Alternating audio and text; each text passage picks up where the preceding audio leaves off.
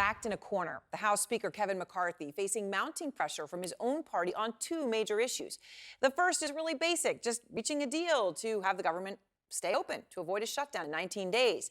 The far right insisting on deep spending cuts to Ukraine aid and domestic programs. A shutdown appears to be no problem for some.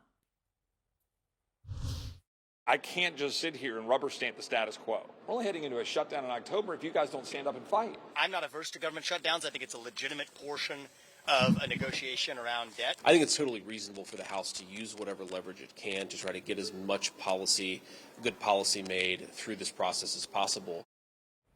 The second issue facing McCarthy is whether to call for impeachment hearings against Biden. Matt Gaetz, who of course is one of many Republicans demanding impeachment, says he would work with Democrats to boot McCarthy if he doesn't do it, tweeting at Congressman Eric Swalwell, "If I make a motion to remove Kevin, how many Democrat votes can I count on?"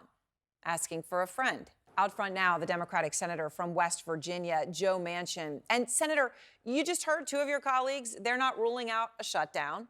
And we're reporting tonight that Speaker McCarthy and the Senate Majority Leader Schumer have not had direct talks about a government funding deal. Just checking again here, since July. Here we are, the middle of September. Do you have any confidence there will be a deal? Well, first of all, no one should be talking about a shutdown because it's the average person out there trying to make it day to day gets hurt the worst, and that shouldn't happen. It's not our purpose of being here, not to fight and bicker and try to blame each other. We had a Fiscal Responsibility Act that both the House and the Senate approved 3 months ago. That was after the President, Biden, and Kevin McCarthy sat down and came to an agreement, and we voted on it.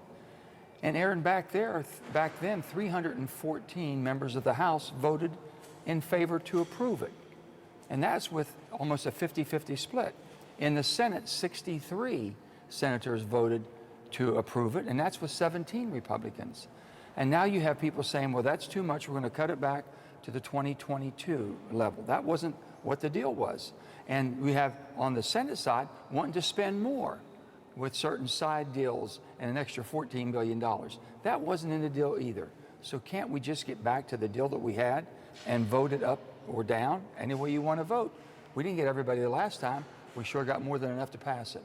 And I think it'll pass again. All right. Well, I mean, certainly everyone in this country should hope that a deal does pass.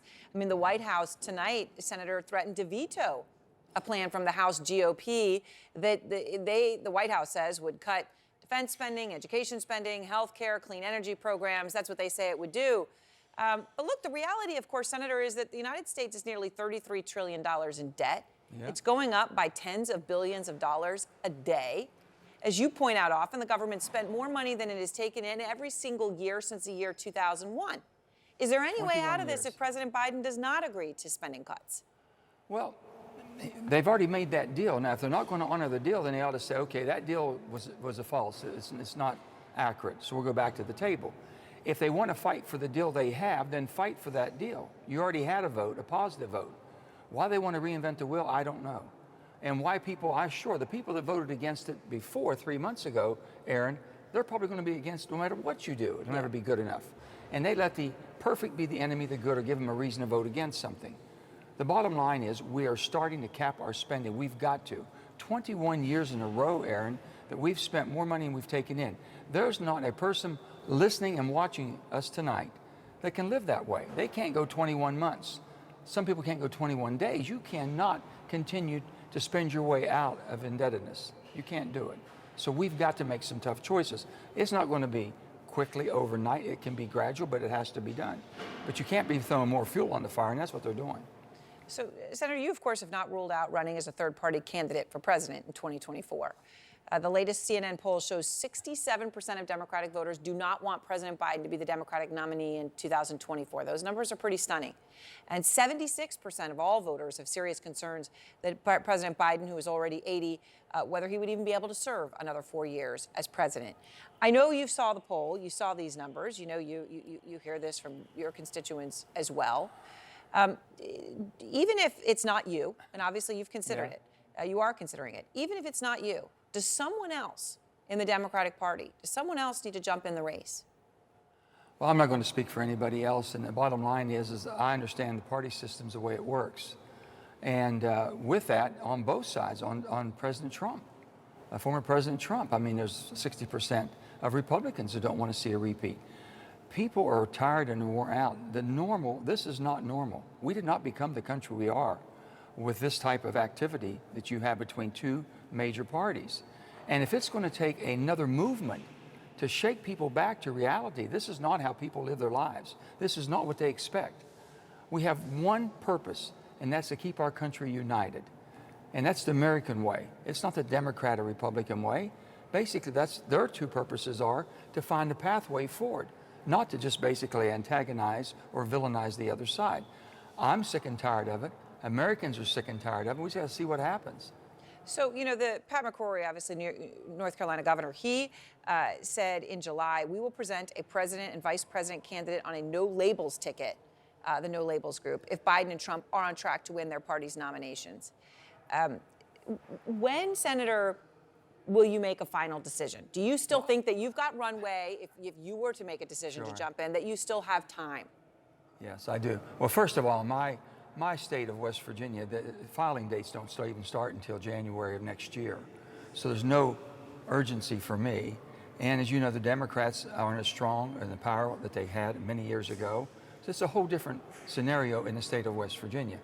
But I just, you know, I've got so much to do in front of me right now to get done and to prevent bad things from happening. And once you become an announced candidate for anything, you become a target. I might be a suspected target now in so many different arenas, but still yet I have the ability to sit down with my Democrat and Republican friends and not be a threat to either one of them. And that's what we need. We need people that can bring people together and work together and find a common cause. We've got a lot of challenges, but the bottom line is for the United States to be the superpower of the world and the beacon of hope, you've got to show leadership and you've got to bring it together. I can't just continue to start talking and pointing fingers and blaming everybody else. People want us to work together. They want this to United States and quit being a divided states. They're wore out. I'm wore out. I don't like listening to it no more than you have to report it. Well, that's for sure. We share that. You also, you know, you could run for re-election in the Senate. The New York Times, of course, this weekend reported that you could choose to do something totally different at this point in your life. You could run West Virginia University, your alma mater. Specifically, that's what they're reporting. Is that a possibility? Do you truly have all these things on the table? I don't know where that came from. I'm a proud alumni of WVU. It was a very good school to me and gave me a good education. I will do anything I can to help President Gordon Gee and this administration be as successful as they can, and I'm there to help. I've always been there to assist and help, and I'll be with them. On all the other things, I want to be a voice. I want to be a voice in the middle. I think anyone looks at my record and they say, Joe Manchin has always voted in the center. I tell people, I says, I am fiscally responsible and socially compassionate. And I think most Americans are that way. And all of this, it's got to be someone's fault. It can't be mine. Let me tell you, I've never met the first person that's always wrong. And I surely never met the first person that's always right. And we've got to start working together for the main purpose of this country. The people are depending on us. And I want to be that voice. So I've got some gas in the tank left. However I can use it to best help my country, I'm going to do.